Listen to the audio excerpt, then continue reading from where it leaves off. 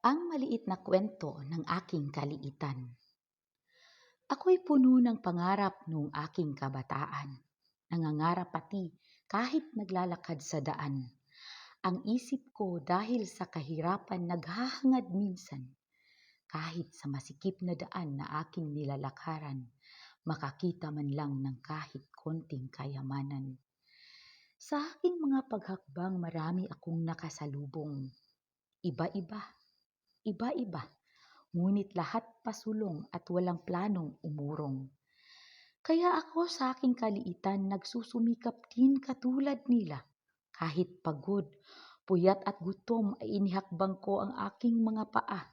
At ang init ng araw at pawis na pumapatak ay hindi ko inaalintana. Patuloy, patuloy ako kahit ang katawan ko ay nanlalantana.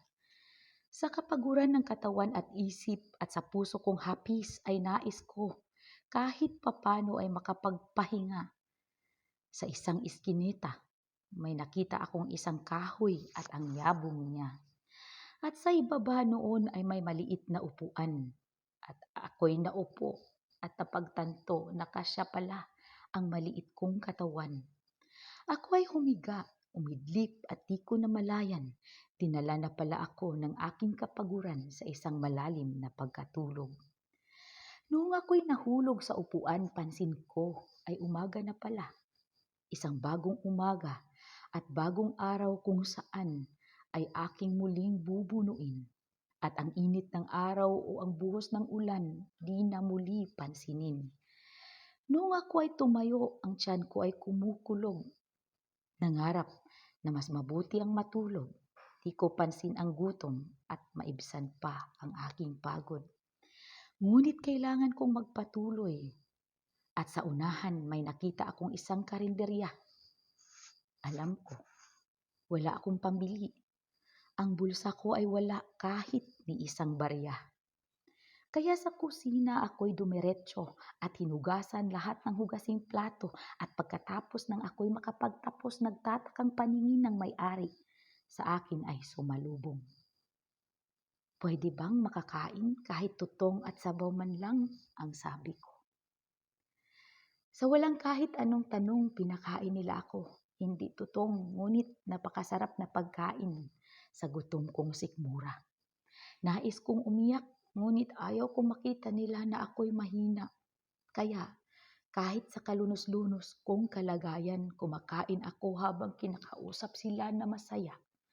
At doon nagsimula ang aming mabuting pagkakaibigan hanggang ngayon at lalong nagtumibay habang lumalaon ang panahon. Sinong mag-aakala na sa isang paglalakbay, oo, sa aking paglalakbay, nakakita ako ng munting kayamanan. Hindi madali, ngunit hindi ako nagmamadali na makamtan. Ang aking kahirapan ay ginagawa kong tungtungan ng aking mga paa. Hindi ko binigyang halaga ang mga panlalait ng mga taong mapanghusga. Ako'y nagpatuloy, nagsumikap, anuman ang mga sinasabi nila, hindi ko inisip, hindi ko pinansin.